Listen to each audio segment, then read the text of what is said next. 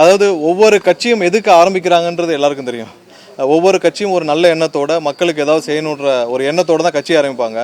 ஆனால் இன்னைக்கு திரு கேப்டன் அவர்கள் ஆரம்பித்த ஒரு இயக்கம், அவர் இந்த கட்சியை ஆரம்பித்தது எப்படின்னா, திமுக போன்ற ஒரு ஒரு சமூக விரோத ஒரு ஒரு அரசை அகற்ற வேண்டும், ஒரு ஊழல்வாத அரசை அகற்ற வேண்டும், இந்த மாதிரியான ஒரு குடும்ப அரசை அகற்ற வேண்டும் தான் கேப்டன் விஜயகாந்த் அவர்கள் அவருடைய வாழ்நாள் முழுவதும் போராடிட்டு வந்தார்.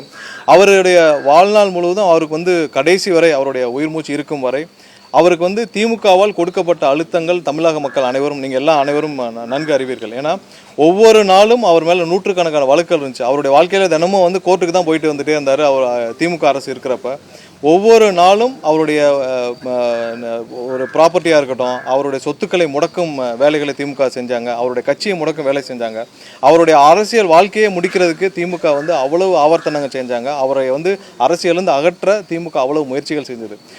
ஒரு ஒரு உச்சக்கட்ட அழுத்தத்திற்கு கேப்டன் அவர்களை திமுக வச்சிருந்தது. அவருடைய வாழ்க்கை முழுவதும் அவர் போராடி எதற்காக யாரை அகற்ற வேண்டும் என்று போராட்டினார்களோ அவருடைய கூட்டணி வச்சது அவருடைய தொண்டர்களும் அவரை நேசித்த மக்கள் யாரும் அதை ஒரு நாள் கூட ஏற்றுக்கொள்ள மாட்டார்கள்.